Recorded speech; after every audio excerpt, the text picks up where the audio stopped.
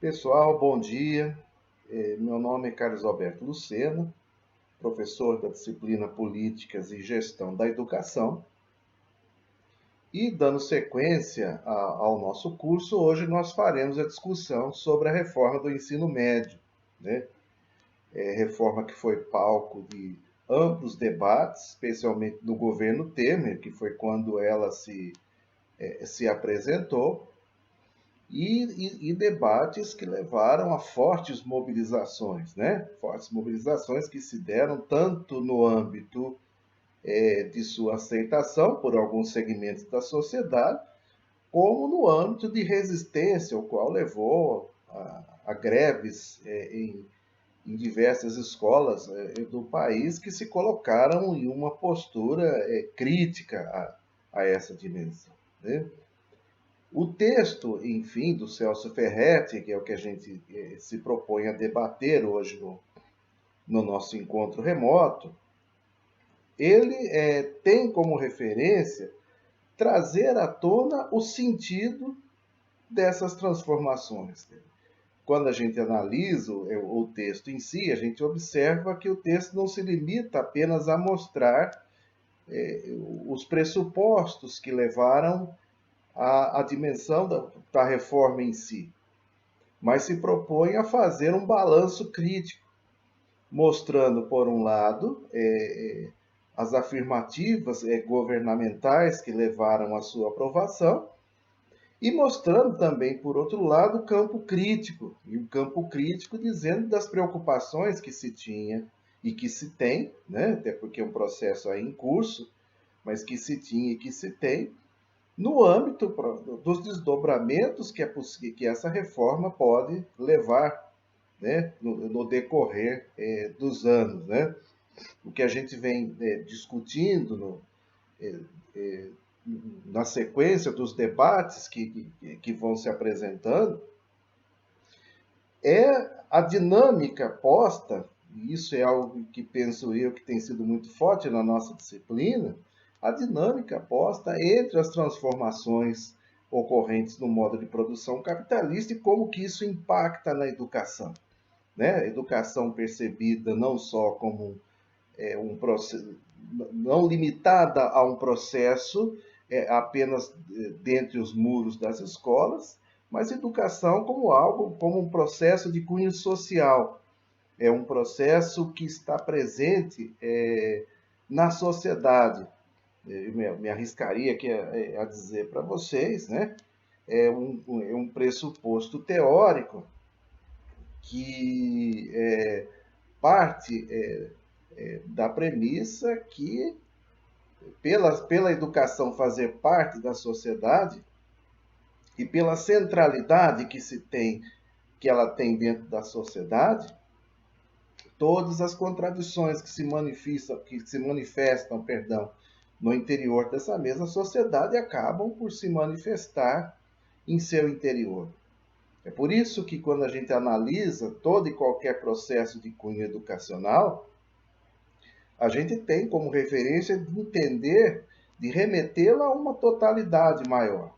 Uma totalidade que se põe, propriamente dito, no conjunto das disputas, dos conflitos sociais, e como eu venho enfatizando para vocês em todos os encontros, né?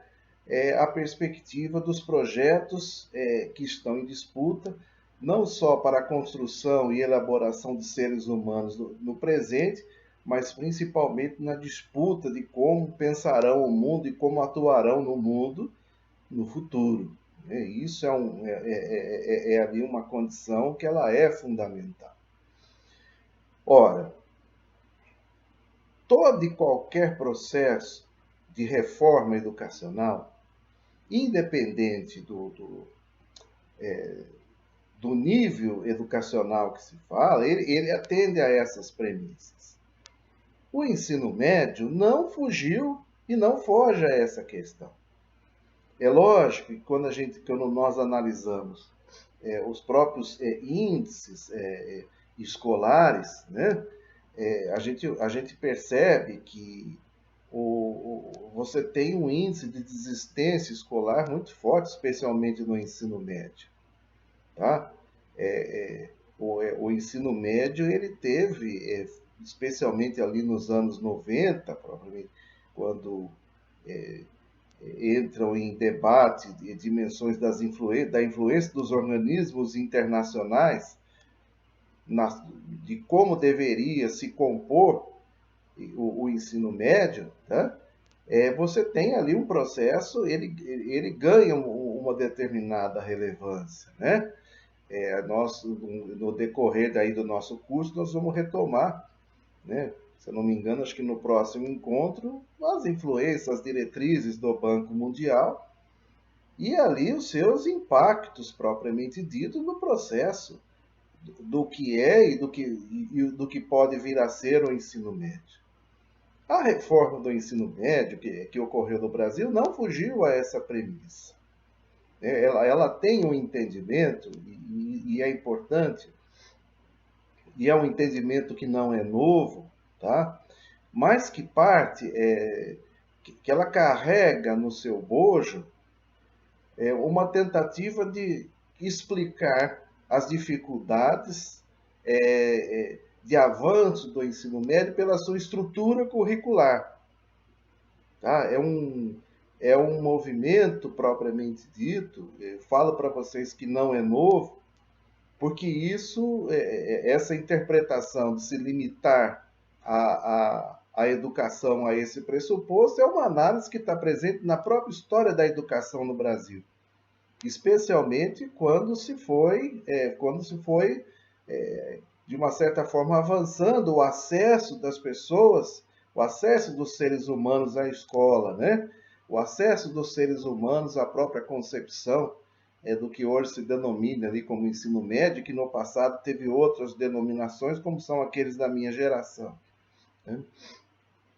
Então, sem qualquer anacronismo disso, que um exemplo que eu posso aqui citar a vocês foi o que hoje a geração das pessoas que tem 50, 60 anos viveram nos anos 70, né?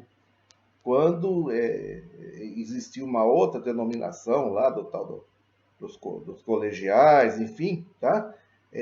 Você teve uma mudança propriamente dita, do qual partia-se ali da premissa de se formar pessoas e também diferentes itinerários de cunho informativo, né? Ocorreu uma diferenciação expressiva, especialmente isso na escola dos filhos dos trabalhadores, né?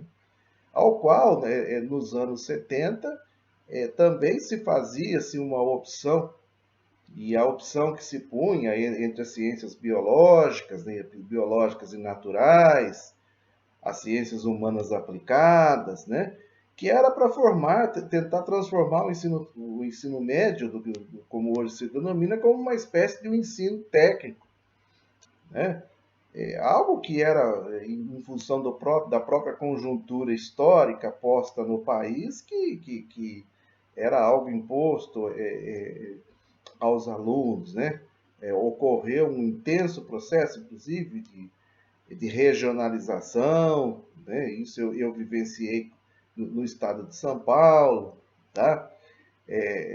Uma espécie de um endurecimento entre a dimensão do ensino técnico e o ensino propedêutico, tá?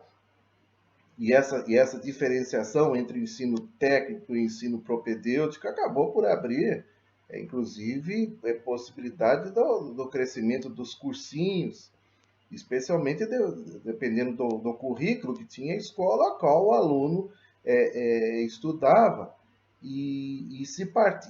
Partia-se da premissa que se ele quisesse concorrer a um vestibular, que era a única forma de ingresso do ensino superior no período, ele teria que complementar, uma parte expressiva de cunho propedêutico que faltava no seu currículo, tá? E aí surgiu, inclusive, cresceram de forma radical no país a oferta de cursinhos preparatórios, né? Eu mesmo fui um dos que cursaram esses cursinhos, né? Que foi uma espécie de um remanejamento do processo educacional. Eu não vou aqui me remeter a toda a história da educação, porque o processo em si é longo e foge ao objetivo do encontro de hoje. Mas o que a gente vê é que ocorreu a retomada dessa discussão, tá? E uma discussão da reforma do ensino médio que foi palco de severas críticas, de severos embates, como eu disse para vocês há pouco. E o entendimento, propriamente dito ali, da reforma do ensino médio, ele partia da premissa, né, de tentar se explicar quais eram os motivos que levavam os alunos não só a abandonarem a escola, como o alto índice de reprovação. E a interpretação que se deu nesse sentido, ela foi voltada no sentido de falar assim, olha, mas a questão ela estava restrita dentro da escola. Esse foi a dimensão que se diz, olha, você tem índices postos que levavam a um aumento radical do índice de reprovação, e o ensino médio precisaria ser transformado, né? Olha, a baixa qualidade de ensino, a baixa qualidade do ensino médio, perdão, acabou de uma certa forma sendo apontado pelas pesquisas, e a saída no interior dessa questão era o quê? Olha, é torná-lo mais atrativo para os alunos, né? E quando a gente faz essa afirmação, e é importante vocês terem claro essa questão, que talvez uma coisa não exclua a outra do que eu vou falar aqui agora, tá? Mas quando a gente perde essa questão do próprio tornar atrativo aos alunos, tinha uma dificuldade muito grande de entender a própria condição social desses mesmos alunos. Tá? Esse é um ponto que o texto aí que vocês estão estudando trabalha muito bem, de se entender o próprio sentido do conceito de juventude, né? Que o autor vai e põe, talvez você tenha juventudes no país. E quando você tem, por exemplo, juventudes no país, essas juventudes elas têm vínculos de classe distintos, possibilidades de sobrevivência distintas, tá? Elas têm elas não possuem uma condição similar do próprio acesso à escola. Então você tem a questão da atração, tá? Você tem ali, mas você tem a própria condição social que permite ou não, tá? Que esses alunos continuem na escola. E por que eu falo isso a vocês, né? Porque dentro desse processo em si, você tem alunos que dependendo da condição social que tenha, desde cedo trabalho, ajuda no próprio sustento da família. Né? Se propõe propriamente... se propõe, ele se transforma em parte integrante da própria sobrevivência da família. Então, o que o texto mostra bem que quando a gente desconsidera essa dimensão das próprias diferenças que você tem dentro da dimensão da juventude em si, corre-se o risco de se cair em um empobrecimento na interpretação dos motivos que levam as pessoas a desistirem da escola. Nem sempre é só o currículo que faz com que um aluno desista da escola. Você tem N questões que levam esses mesmos alunos a agirem dessa forma. E essas mesmas questões, a própria dificuldade que a sociedade tem em incluir pessoas. Esse talvez seja um grande dilema posto para a nossa sociedade. E por que eu falo isso a vocês, né? Porque a inclusão dos seres humanos à escola foi uma luta histórica no Brasil. Né? Vocês imaginem isso, disse a vocês em outro momento, o que significava você pegar da virada do século XIX para o século XX e você tem 85% da população analfabeta. O que significava você ter 99% da força de trabalho negra recém-liberta analfabeta. E esses dados contando, propriamente dito, as pessoas que tinham ali um atestado que aprovava, uma certidão de nascimento que de certa forma provava que ela existia, né? É lógico que eu não gosto de lidar aqui com especulação, mas você especula-se, né? Porque você não tem o dado ali concreto de dizer quantas pessoas não possuíam uma certidão de nascimento, mas especula-se ali que talvez fosse muito maior. Então, quer dizer, quando se tem o próprio movimento histórico de se trazer pessoas para as escolas, e isso eu me recordo de ver uma discussão há vários anos, quando eu era ainda estudante na graduação, né, no curso de Ciências Sociais, né, onde eu vi os debates, eu falava assim, olha, mas você tem uma dimensão de cunho elitista posta na educação brasileira, o qual, quando um conjunto significativo de pessoas das classes mesmo menos favorecidas, fruto do seu processo de mobilização, conseguem atingir um determinado nível escolar, automaticamente a excelência é jogada para cima. Né? Porque a dimensão de cunho elitista, ela se perde nesse sentido. Tá?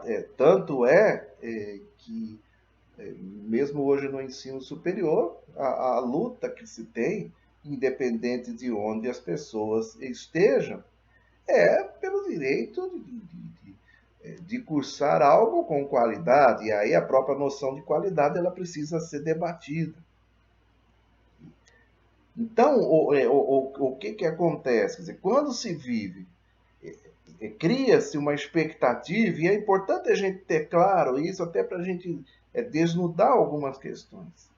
Historicamente, a luta que se deu pela ascensão de cunho social, vamos pôr dessa forma, o qual a educação ela foi pensada como ferramenta, é um processo que hoje está em crise.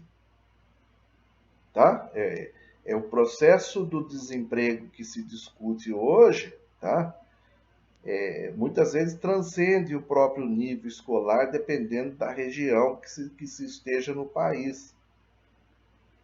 E aí cria-se uma espécie de um vazio, se é que a gente pode chamar assim, né? Cria-se ali uma espécie de um vazio para as pessoas, onde as pessoas, infelizmente, perdem a esperança. Agora, questões se põem no âmbito das análises. Tá? E dentre essas questões que se põem no âmbito das análises, a questão tal qual eu afirmei para você, foi assim, olha, mas onde está a questão da educação propriamente dito? Onde, em que lugar se vê o processo da crise? Porque você tem múltiplas interpretações sobre isso. E dentro dessas múltiplas interpretações, você tem, tal qual a gente já debateu aqui no curso, o entendimento de cunho neoliberal que entende que o problema da educação é um problema de gestão, é um problema de currículo. Tá? O problema é como lida com a questão propriamente dita do indivíduo. A dimensão, a questão que se põe em cima disso, ela parte da premissa que a questão está dentro, que ele é um problema de gestão escolar, é um problema do currículo escolar. E essa dimensão é fundamental para se entender o que se propõe na reforma do ensino médio. Tá? E ela é fundamental, por quê? Porque ela parte do princípio de uma criação de uma tal da Base Nacional Comum Curricular, o que vocês vão ver no texto do BNCC, o qual aponta basicamente para 5 concepções: linguagem e suas tecnologias, matemática e suas tecnologias, ciências naturais e suas tecnologias, ciências humanas e suas tecnologias e educação profissional.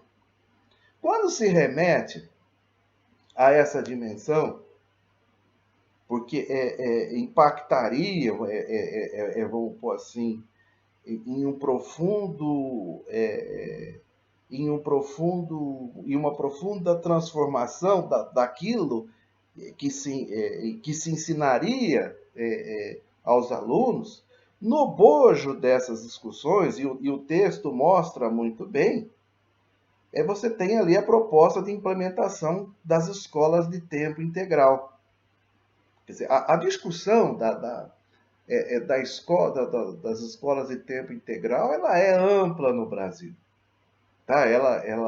Ela teve suas experiências extremamente exitosas em algumas regiões do Brasil, especialmente em algumas cidades da região centro-oeste, mas ela tem no seu interior também concepções, concepções no seu interior.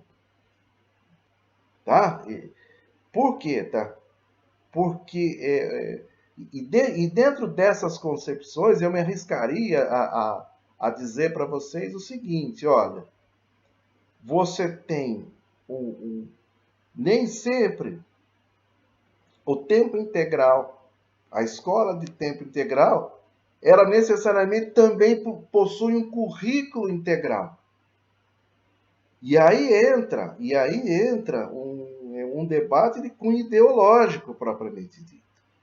De cunho ideológico, eu falo para vocês, no cunho de proposta educacional. Você tem, por exemplo, propostas de escola de tempo integral voltadas, que se limitam à formação para o mercado de trabalho. Então, ela basicamente teria uma parte, se é que a gente pode chamar assim de cunho teórico, e uma parte prática direcionada ao mercado de trabalho.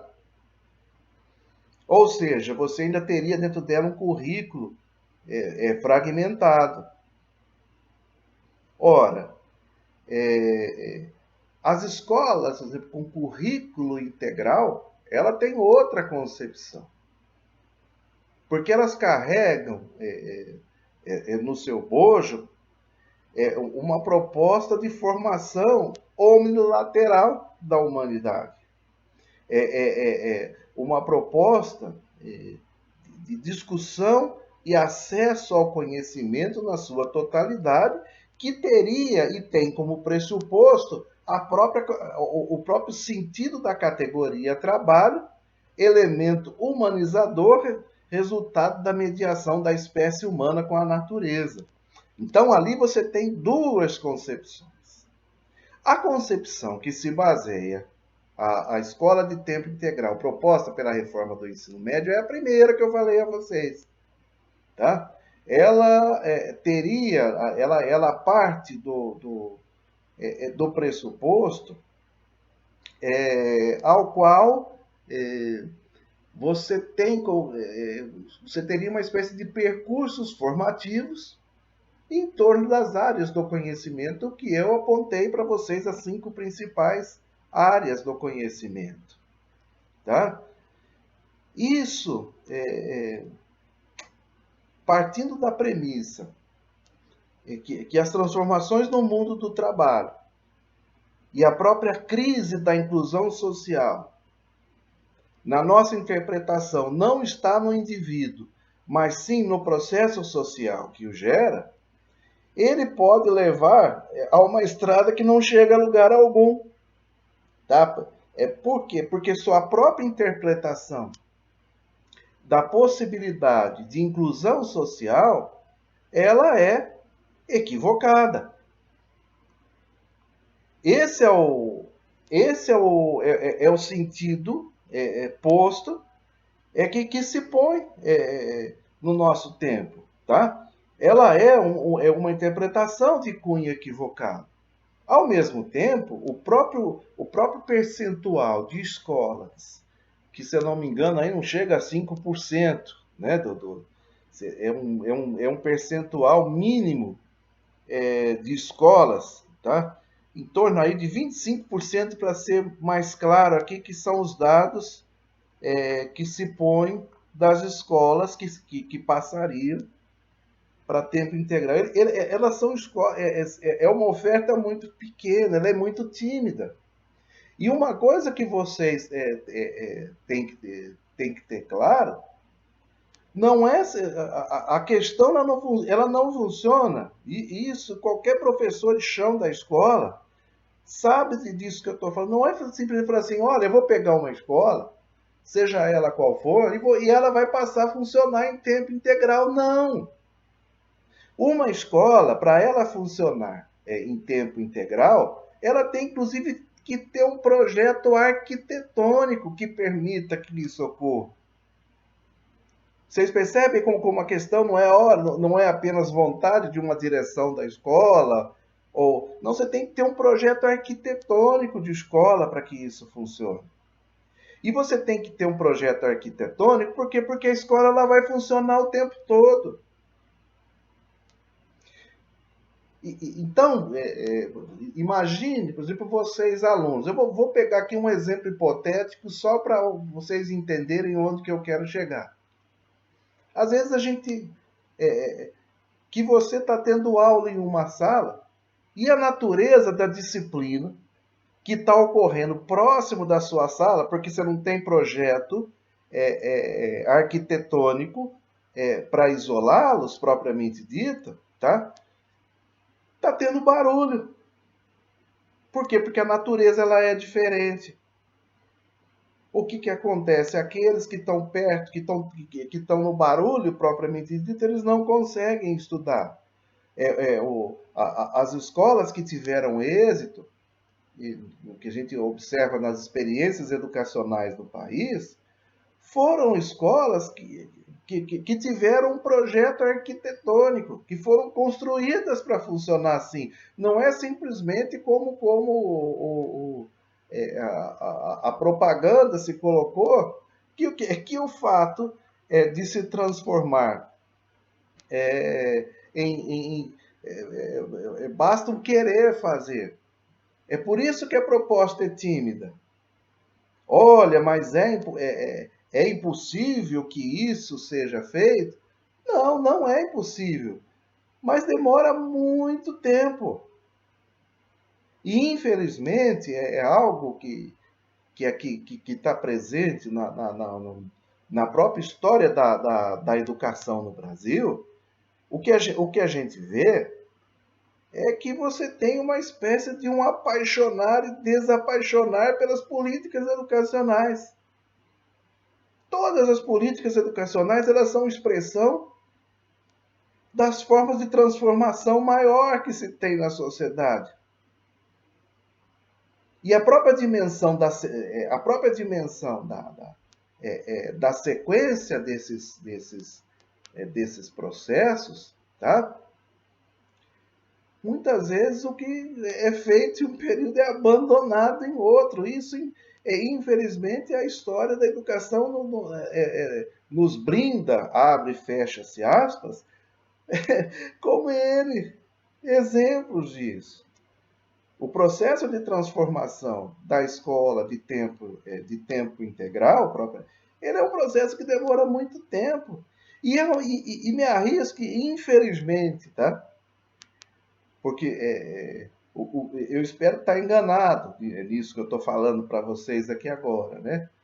Mas, infelizmente, se você, o processo da educação integral,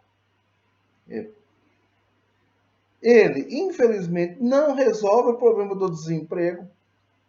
Seria até bom se resolvesse, seria mais fácil, porque o problema do desemprego está nas estruturas de cunho da sociedade, das próprias formas de acumulação do capital em âmbito nacional e internacional, e ao mesmo tempo tem um limite muito forte, tá?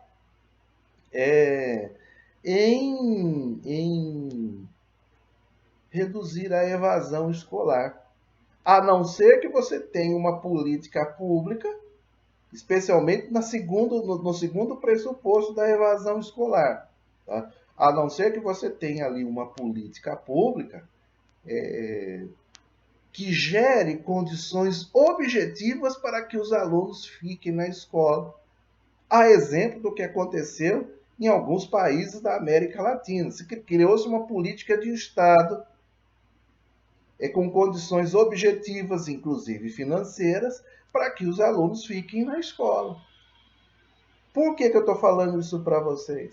Porque, especialmente se você pegar ali os alunos mais pobres, que trabalham, seja no mercado formal ou seja no mercado informal, complementando a renda das famílias, se você não tiver nenhuma política pública, inclusive de cunho econômico, que garanta a permanência dessas pessoas, dessas crianças, desses adolescentes na escola, eles vão deixar a escola não é porque não querem estudar, mas porque tem que trabalhar em outra questão para contribuir com o orçamento da família, porque senão a família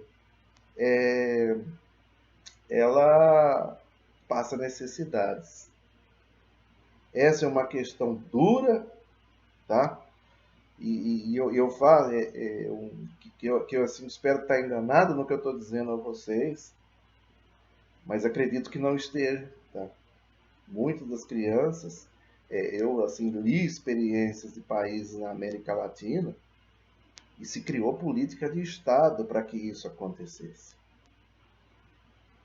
E políticas de Estado que assistiam as crianças e as suas próprias famílias.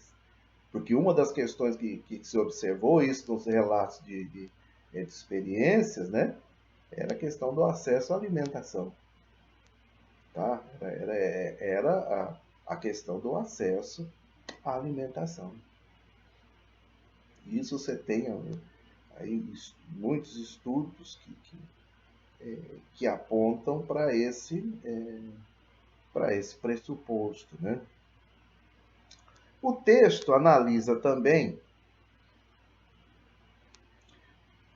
de como o trabalho docente ele pode ser afetado, né, pelos processos de flexibilização propostas pela reforma do ensino médio. Houve o primeiro deles faz referência a disciplinas como sociologia, filosofia, educação física, arte, né? O qual elas deixam de ser obrigatórias, né? E elas passam a ser ofertadas, a proposta ela vai muito nesse sentido, elas passam a ser ofertadas como recorrente dentro de outras disciplinas. Se por um lado, vamos pôr dessa maneira, essas disciplinas, se bem ministradas, elas contribuem de forma significativa, tá, para o desenvolvimento do espírito crítico. E aí, espírito crítico no intuito de que os alunos conheçam as produções artísticas e a sua própria relação com o corpo no seu processo de cunho educativo. a produção sociológica, a produção filosófica, a arte, a educação física. Que disciplinas que, se bem ministradas, vamos pôr, o que a gente chama de disciplinas de bem ministradas, que consigam ter o rigor de estabelecer essas possibilidades de interpretação para os alunos, vamos falar dessa maneira. Elas apontam uma cara para o currículo. Quando você retira essas disciplinas, além de se gerar desemprego estrutural, né, desemprego em massa para as pessoas formadas nessas áreas, que são áreas formativas voltadas principalmente para a formação que os profissionais, em sua ampla maioria, atuam como professores, a exclusão dessas disciplinas, elas não só contribuem para se retirar o espírito crítico, como infelizmente contribui para a possível extinção dos próprios cursos que venham a formar esses profissionais no futuro, seja de uma extinção completa, ou seja de uma redução radical do número de formandos, né? De uma certa forma, para aqueles que se propõem a trabalhar como professores, o mercado de trabalho se reduz, né? Eu, assim, quando vi essa discussão, eu me lembrei dos anos 80, né, quando eu fazia sociologia, fazia ciências sociais. Então, no estado de São Paulo, por exemplo, as disciplinas sociologia, filosofia, psicologia, elas não eram obrigatórias. Quando elas voltaram, a escola poderia fazer a opção por uma delas, e aí era uma questão do seu colegiado, né, do seu conselho, propriamente dito. E na região de Campinas, você tinha aqui, que é uma região ali de mais de 2 milhões de habitantes. No final dos anos 80, você tinha apenas 2 escolas que tinham a disciplina sociologia. Agora, vocês imaginam o que era fazer um estágio, né? Como desdobramento disso, muitos dos cientistas sociais eram obrigados a trabalhar em outras áreas, né? Especialmente na geografia e na história. E isso traz um retrocesso, não só de se retirar, né, a possibilidade, a contribuição que essas disciplinas trazem no processo formativo, como tal qual aponta aqui no segundo pressuposto posto pelo autor, a própria dimensão da pouca oferta, da redução da oferta de trabalho para profissionais nesse sentido, né? A terceira, tal qual o autor aponta, ela se remete à formação técnica profissional. E aí traz uma questão que é algo, vamos pôr assim, que fica em aberto, que é a possibilidade de você ter aquilo que se coloca dos profissionais detentores de notório saber, tá? Que é algo que tem que ser visto com muito cuidado. Eu me recordo, dos anos 90, quando se criou ali um programa que chamava Amigos da Escola, né? E esse programa, ele remetia a uma questão que você tinha profissionais que poderiam trabalhar junto às escolas, né? Ajudando na formação dos próprios alunos. Isso é algo que também tem que ser visto com muito cuidado. Até porque ser professor ele não se resume a você dominar ou ter pretenso domínio sobre determinado conteúdo. Me parece que ser professor é algo muito além desse pressuposto, tá? Porque você tem a dimensão das metodologias de ensino. Não é simplesmente a pessoa despejar ali um conjunto de saberes e de conhecimentos, tá? Entendendo que o aluno se constitui ali uma tábula rasa que vai ser enchido, que não tem, que não tem conhecimento algum, que não tem percepção alguma, que vai ser preenchido de conteúdos. Eu me lembro, e o que é interessante, né, nessa questão, eu me lembro uma vez que eu fiz uma brincadeira com os meus alunos, né, dessa questão do amigos da escola, isso foi há muito tempo atrás, né? É, que se que essa questão ela cabia apenas aos professores. E ela demonstrava muito bem o como que os professores eram vistos na sociedade, tá? A importância que se dava aos profissionais da educação. Eu vou ser mais claro no que eu estou falando para vocês entenderem a brincadeira, né? Porque quando você pega ali um professor, né, a relação de professor e aluno ela é muito mais complexa do que aparenta ser. O professor tem muita responsabilidade naquilo que ele fala. As relações elas vão muito além da mera transmissão de conteúdo. Quantos professores que estão aqui hoje que foram influenciados por uma conduta de professores no passado? Imagine se a gente for teorizar um pouco mais sobre isso, né? Refletir, não teorizar um pouco mais sobre isso, você fala assim, por que um professor, por que um profissional segue determinado caminho e não outro? Por que você pega no campo da filosofia, você tem tantas correntes de pensamento? O que faz uma pessoa se aproximar de uma determinada corrente de pensamento em detrimento de outras? Né? E aí, argumentava a questão falando assim, olha, mas não é apenas a educação, porque um dos argumentos que se tinha era a falta de profissionais, né? Fala assim, olha, mas não é apenas a educação que tem carência de profissionais. Você tem outras áreas também, inclusive, por exemplo, a área da saúde. Mas o fato de você ter carência de profissionais na área da saúde, e vocês imaginam, por exemplo, nesse contexto aí de pandemia, tá?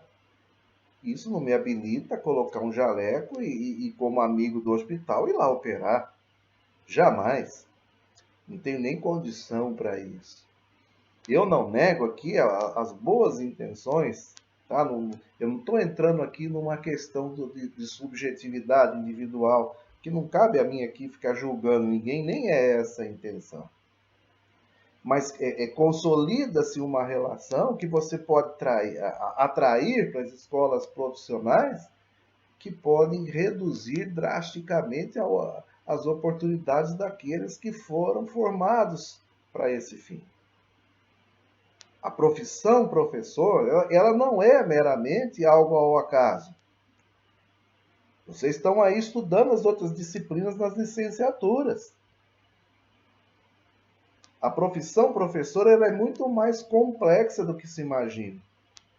É lógico que, para ser professor, é necessário que se domine com algum conjunto de conteúdos. Como que eu vou ensinar algo que eu não conheço?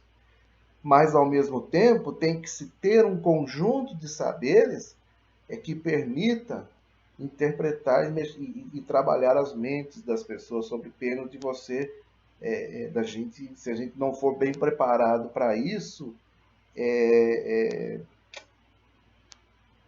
produzir sérias deformações que podem custar anos no futuro de uma pessoa. Então, essa é a preocupação em si, tá?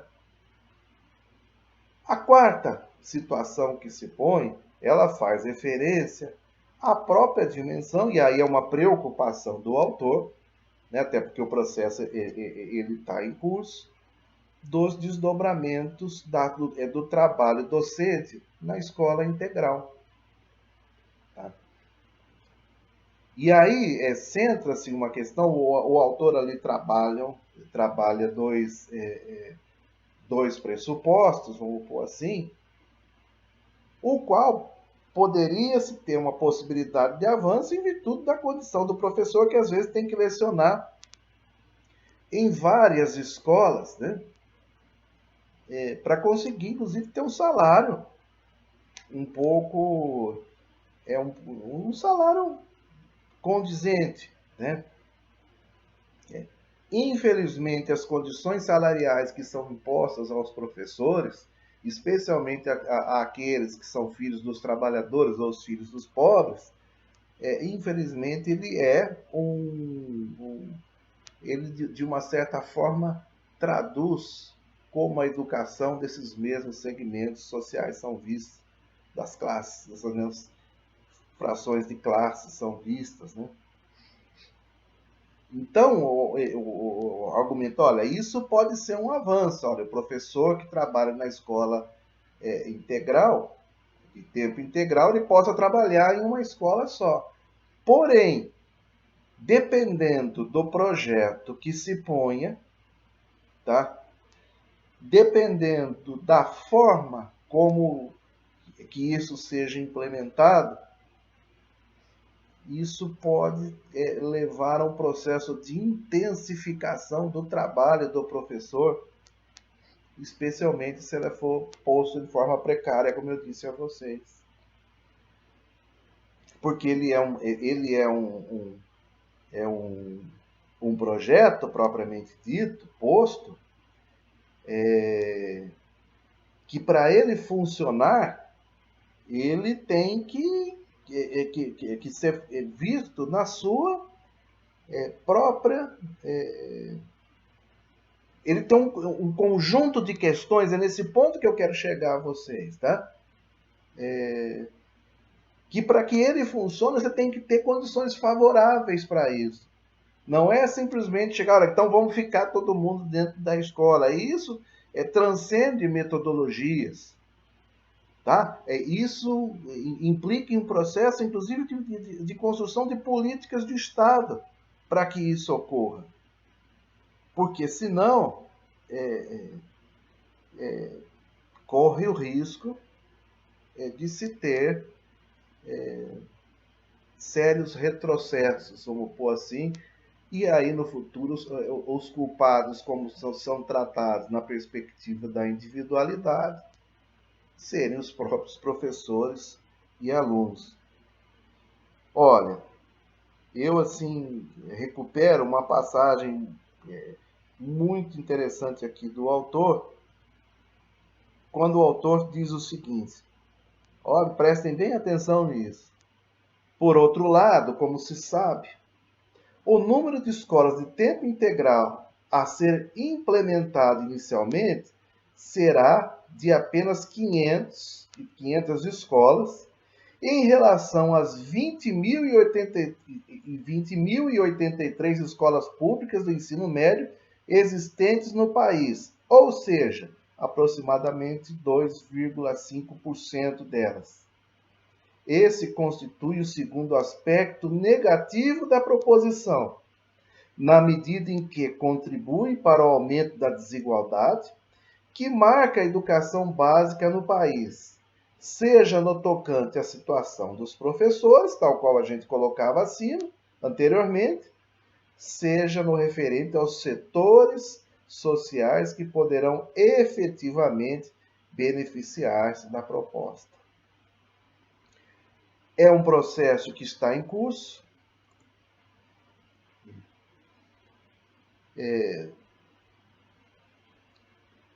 Relativamente paralisado em função do próprio processo da pandemia, mas que traz sérias preocupações, porque não resolvem de forma efetiva a questão da inclusão social no Brasil. Um abraço a vocês e nosso próximo encontro, a gente aprofunda um pouco mais, traz algumas questões a partir das dúvidas que vocês possam ter sobre essa discussão. Até mais, pessoal!